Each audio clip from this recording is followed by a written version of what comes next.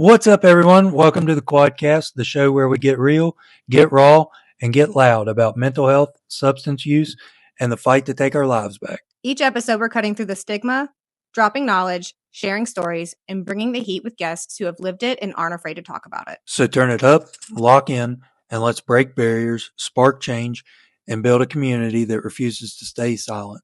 You're tuned into the Quadcast, and let's get into it. You can find us on Patreon, Facebook, Instagram, or email us. The Quadcast is always looking for new guests, whether you're individuals that have experienced it, you're in law enforcement, treatment programs, nurses, doctors, or anyone that just has something to say.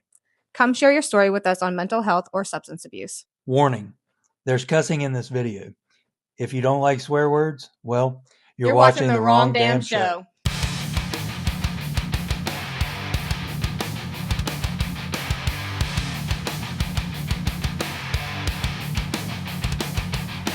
All right, today on the Quadcast, we are honored to welcome Jennifer Crane. Jennifer Crane is a certified peer recovery specialist at Behavioral Health Rainelle Medical Center, where she plays a vital role in supporting individuals on their journey towards recovery and wellness. She brings an extensive professional background as a certified recovery mentor, having served in multiple organizations and community programs throughout her career. Jennifer's dedication, compassion, and lived experience makes her a powerful advocate for those seeking hope and healing. We are grateful to have her with us today on the Quadcast, and she's going to introduce herself and we'll get into it. Hi, all. So I'm Jennifer Crane. Like Mike said, I'm a peer recovery support specialist at Behavioral Health. Born in Greenbrier County, been here all my life, other than a few years I left during high school and I came back. Probably never leave here. Well, Jennifer, we're glad you took the time to be on here with us and go through some of this stuff on a personal side and career side. Jennifer, do you want to kind of explain your career role at the moment, what kind of, and your personal background? Sure. So, my personal background, actually thinking about doing this, my addiction probably started way back when my grandfather had the skating rink in Ronsford. All the older kids were in the bathroom drinking and smoking cigarettes, and I wanted to be a part of that. So thinking back, it was probably 12 years old when I started and all that fun stuff. But that being said, too, it ran in my family as well. On my dad's side of the family, unfortunately, looking back through generations, as far as I can tell, alcoholism ran in the family. I was going to ask if it was substance or alcohol. Yeah. So, Can you tell us a little bit about what life looked like before substances entered into your lifestyle? um, I know we're getting kind of far back. It's okay. So before substances, are you meaning alcohol or other substances? It can be both. 'Cause, I mean, Sure. alcohol is a substance in my mind, but We cover it all here. I don't really, I would have to go back before the age of about 12, Sure. and it wasn't the best childhood, Sure. in all honesty. Do you think that having not the best childhood led into your choice to involve yourself with substances? Absolutely. Yeah. So what do you think played the biggest role in that? Was it just trying to escape the everyday thoughts or just to kind of take yourself out of it or So, let me say this. One of the things that happened to me when I was young, I was molested by an uncle Okay. and another family member. So I know that drinking kept me from thinking about all that. as most people use Yeah. alcohol for? And then later on in life, it opened up the door to other substances. and I'm going to be really real and raw Be real and raw. because it's something people do not talk about a lot. After I started going to AA and NA and was able to stop drinking and with other substances for a while, I realized I had a sex addiction. Okay. How Um, long were you in NA in that program? not real long, on and off a couple years. So when you say, and we talked before we got on here, and not to kind of skip too far forward, but you, we discussed how NA and AA did not suit your type of recovery needs. Can you describe that a little Sure. So let me first say, I always say this. bit? AA and NA work so well Sure, for a lot of people. I absolutely. love it. It just did not work for me Absolutely. So, because and we can touch on that. Recovery for each individual is different. There's a different outlook for everybody through recovery. And, if one thing doesn't work, something may, and everything, it's not a one set standard to recovery. right. So, So take I it away. think the reason AA and NA didn't work for me, even though I met a lot of great people that's still part of my circle. Um, for me personally, when I said, "Hey, I'm Jennifer, I'm an alcoholic," or "Hey, I'm Jennifer, I'm a drug addict," that's how I continued seeing myself. Right. So it made you kind of keep Yes, reliving what you were yes, going through. yes. That makes sense. It's kind of like the mental health side as well. And that coming from my side, I've been in several, with my rehab and stuff, down in Georgia. We did several groups of, just support groups and stuff Mhm. like that. And I never could relate to that. Um, and I don't know if it was thinking that people weren't ready to hear what I had to say because it wasn't about my injury, as because that's what those groups were based around. But mine came from my private law enforcement and fire service. So expressing those type of things in a group setting where it's everybody sitting around discussing their injury and how they're dealing with that, it just didn't feel like the place that I could connect to. So I've never really been able to sit down in a structured environment to go through that. So I can kind of relate to Yeah, that. yeah, it makes sense. Keep going. So for me, what it took was Jesus. I mean, I'm not trying to, I'm a Christian, I'm a believer, but it took me rededicating my life to Him and, for lack of better words, allowing Him to take that from me, to take the addictions from me. Um, I began to see myself, I still struggle with it. I began to see myself as somebody worthy of a better life. Um, and that helped put me on the right path to my recovery. So in your personal opinion, and obviously everybody has a different opinion about this, Absolutely. do you think the spiritual side plays a huge role in the recovery aspect? Absolutely. And even if, because, yes, because even if it's not Jesus, everyone has a higher power. Sure. And whether that's Buddhism, whether that's whatever it is, from what I've seen in my years of working in recovery and being in recovery and having friends in recovery, there is a spiritual side to it all, Sure. whatever that looks like And for that people. that's something that I've been finding is the spiritual side. There's a spiritual side to every aspect, and it obviously varies between each individual as to which spiritual side that they believe in. But Right.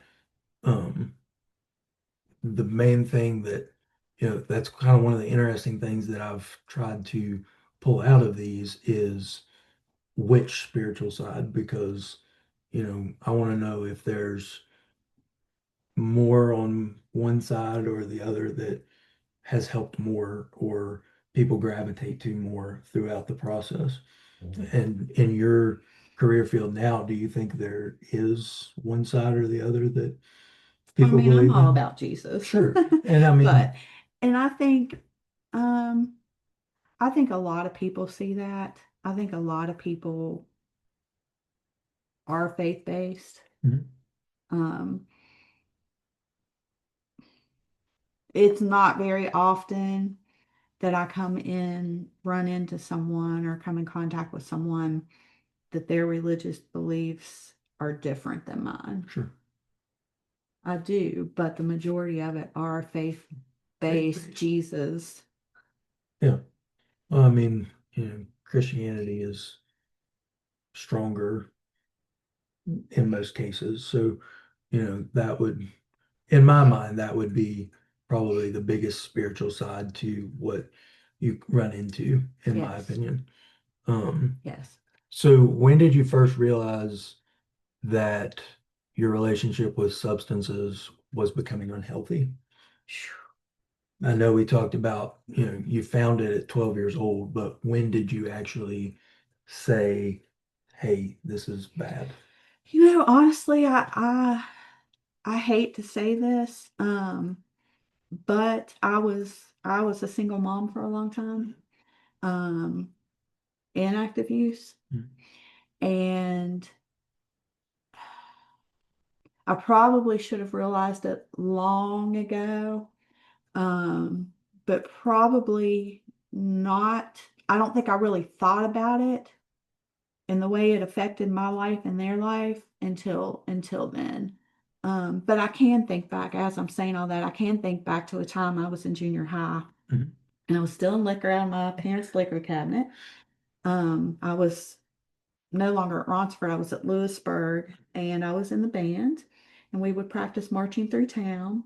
And I can remember being so drunk that I could hardly march. Oh, wow.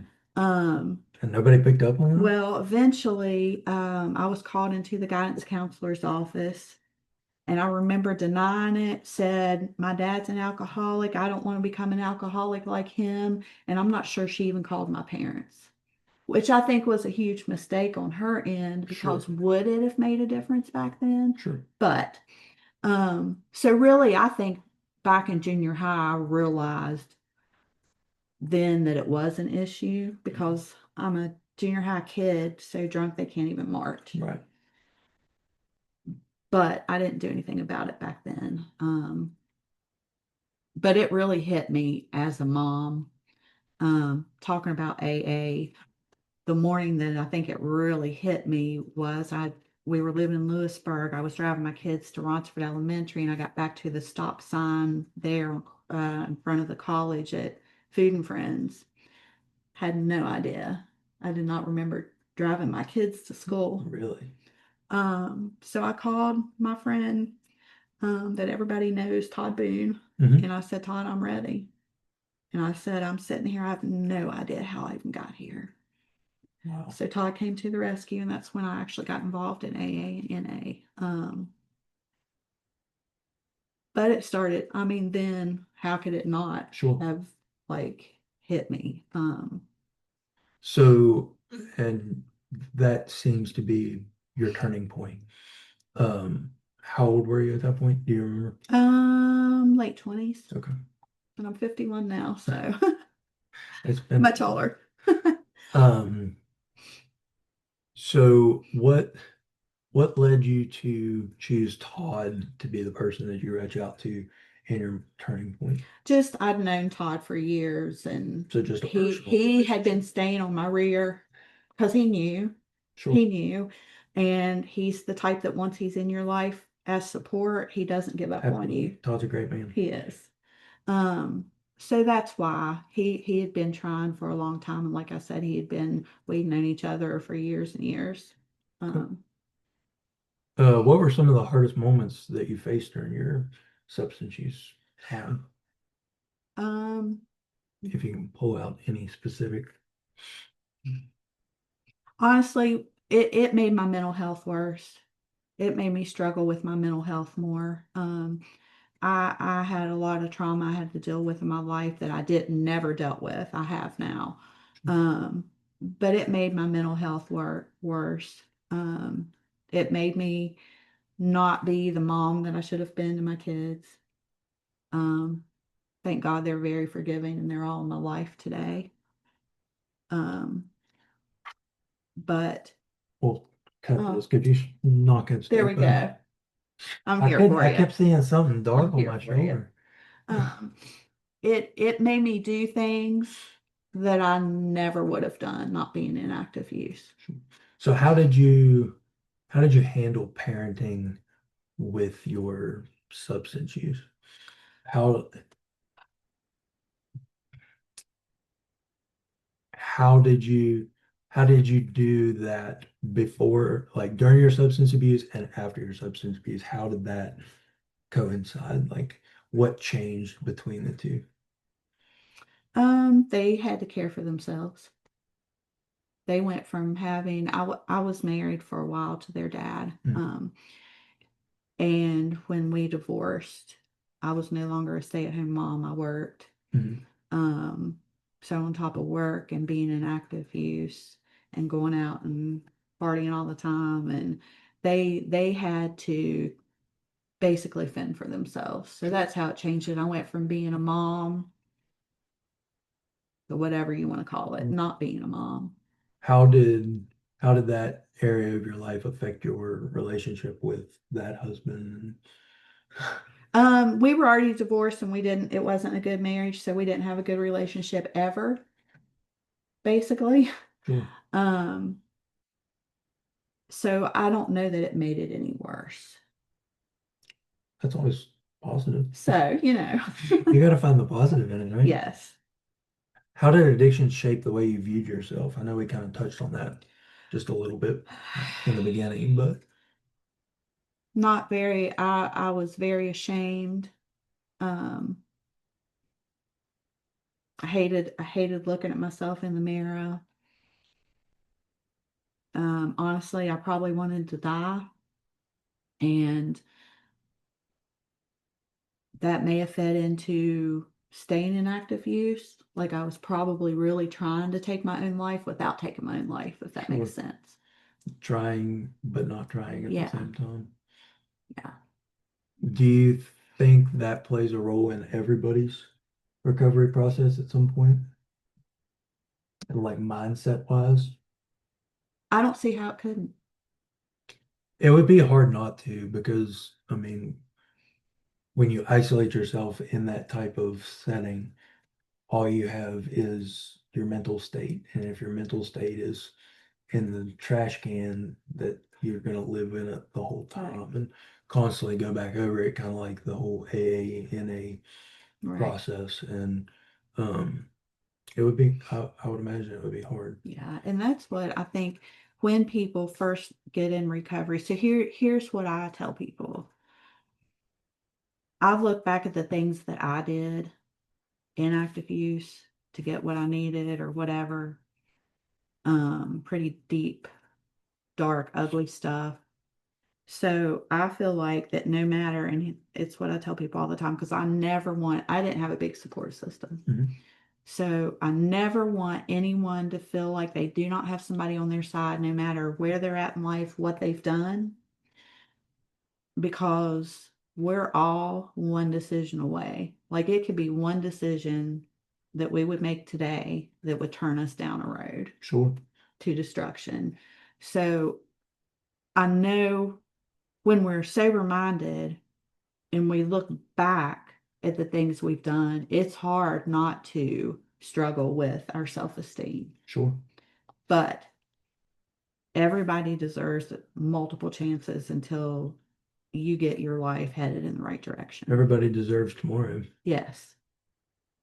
Anyway, No, I went down think that rabbit hole. I think that's, a very good aspect of it because everybody's recovery journey is different. Yeah, And no absolutely. matter how you look at it, everybody's is different. I mean, yeah, it's the same system, however this system may be, Yeah, but it's all different. absolutely. Were there any unexpected challenges or victories early in your recovery?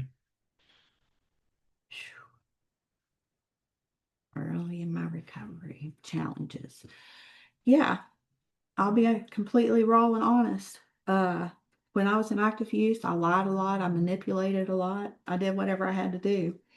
And early on in recovery, I had to learn to live life without lying, without being manipulative, without taking advantage of people and using people. And that was hard for me Sure. to learn how to live not lying and not manipulating to get what I want. Did the lying and manipulating play into the part where it minimized your support system? Probably. Well, not probably. I'm sure it did. It, I'm sure it did. and just, being completely upfront about it, that ruins a lot of relationships along the way Absolutely. because people feel like they can't trust you or believe Absolutely. anything that you say. And I think the majority of the community that look at substance use and mental health behavioral aspects think the same way is, you know, and this isn't the proper terminology, but you can't trust a crackhead. And, to a certain extent, they're not wrong. Right. But on the other extent, they're not looking at the big picture and why it's happening, Right. why they're doing it, what has led them to do that. Right. What do you wish that your past self could hear during your hardest times, looking back at it? That I'm loved for who I am. Sure. So now that you have came out on the other end, has your support system gotten stronger? It has. There's been Not people, necessarily bigger, right. but stronger. It has. There's people that aren't in my life now, of course, that were before. Um, and it has gotten bigger. It's gotten bigger and stronger because I mean now, like Dave Taylor, Sure. I would consider Dave Taylor in my circle of people. And that's what I love about especially peer recovery support specialists. I don't care where you are in the state or beyond, we're all connected. We all share resources. Sure. We all help each other out personally and professionally. Um, so yeah, absolutely. One thing, from sitting down with Dave and actually recording with him, one of the biggest aspects that really hit home for me in your guys' career field was Dave literally could sit down and name every contact in the state that he could reach out to in a moment's notice. Like he named them off name by name and didn't stumble on each one. Are most of the recovery support specialists the same way? You know who you can reach out to, you know who's going to be willing to push those aspects. You do. You do. You learn who's dependable and who isn't. And um, yeah, absolutely. You have go-to people. Sure. And that comes in anything. Um, let's see.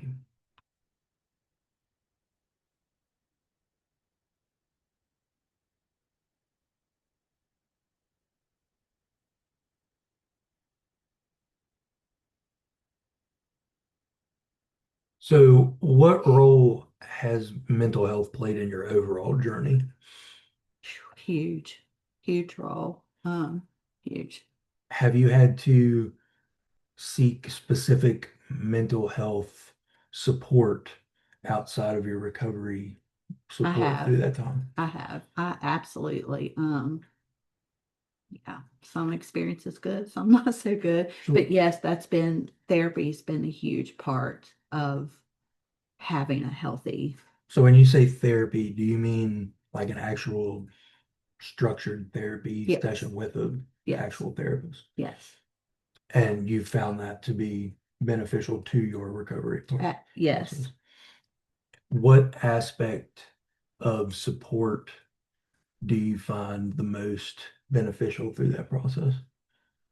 Through the therapy or just in Through the general? therapy, yeah. So the benefit that you personally connected to through that therapy, what benefited you the most? I think it was just being able to speak what was in my mind and their guidance in uncovering past hurts or wounds, we'll say, that maybe I hadn't ever talked about. And being able to get their feedback, them sharing ideas with me on different ways to work through different processes in my life. It makes sense. And it's kind of that sense of that support system that you didn't have at that point. Right. You had that aspect of it feeding in. So, just off of your personal background, what resources or advice would you like people to know that are out there and or beneficial or take advantage of, seek and actually, experiment with it. Yeah. Obviously recovery is different for everybody, so one thing may not work, but get out there and try it. Or Yeah.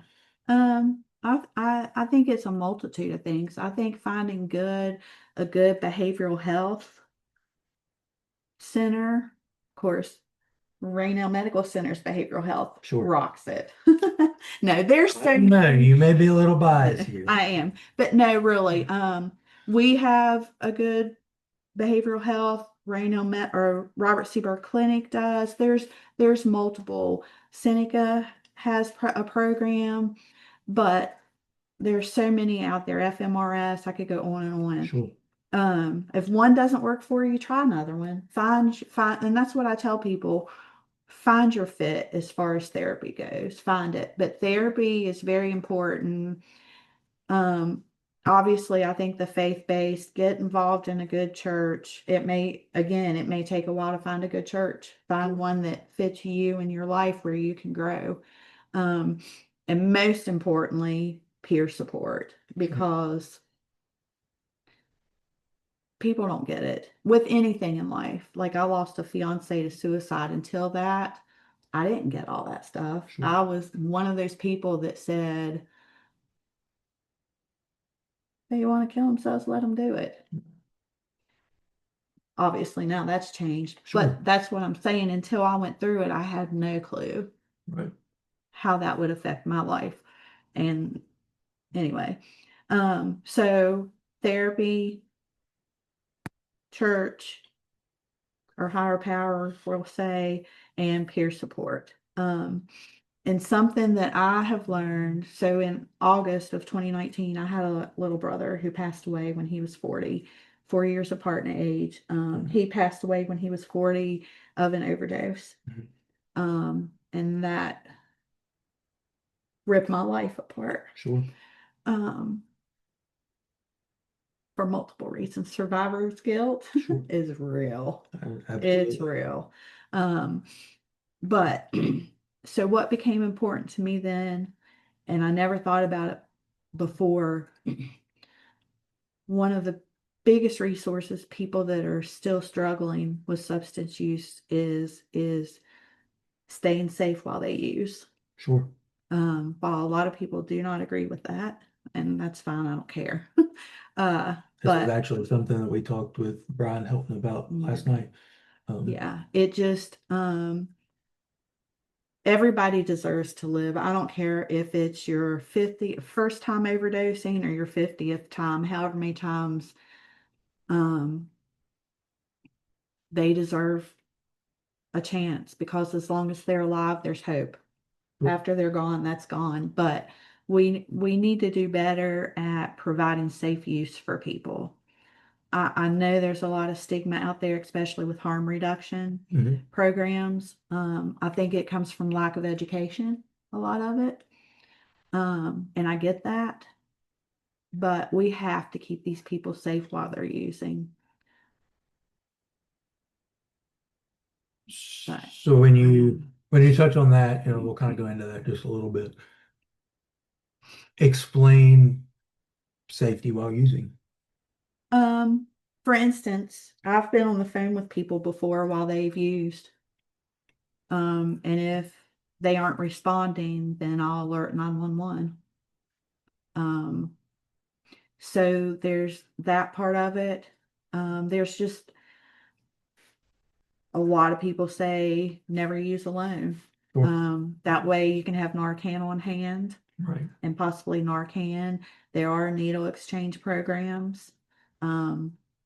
They're regulated. They're very strict. I actually think ours is getting ready to end Really. because they're losing funding. I know the one in Huntington was approved, right? Yeah, the one here at the health department, I think December, if they can maintain it through that with the funds they have now, and then it's she can't even buy alcohol wipes. Really?